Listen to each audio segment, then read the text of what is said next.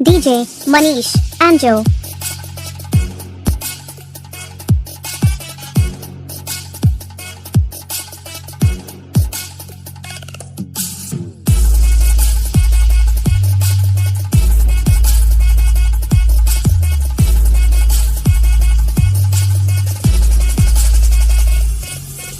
बताइए तो हमार आज डमरू बजाते हुए बाबा के दरबार में जिनके हाथ है वो अपने हाथ से डमरू बजाएंगे, बाबा भोले के मनाइए। बाबा का दो चीज बहुत पसंद DJ Manish Anjo. और एक भंगिया उठा के दोनों हाथ ये डम डम डम डम डम डम डम डम।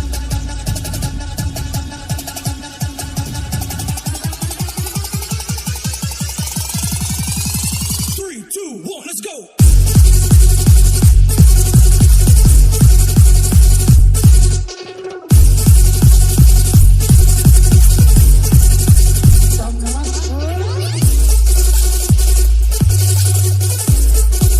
DJ Manish Anjo.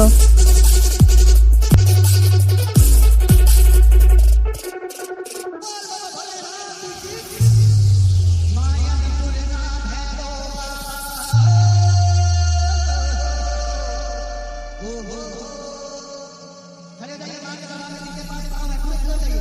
अब क्या बोलेंगे?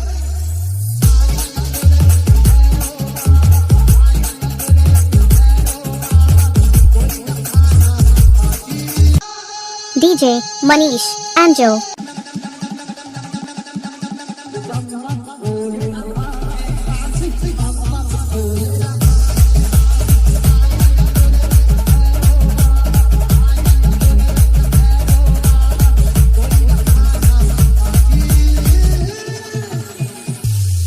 बताइए तो हमार बाबा के दरबार में नौजवान बच्चे औरत सभी जाते हैं और सभी बाबा के दरबार में दर्शन पाते हैं। उठाइए दोनों हाथ और क्या बोलेंगे? DJ Manish Anjo.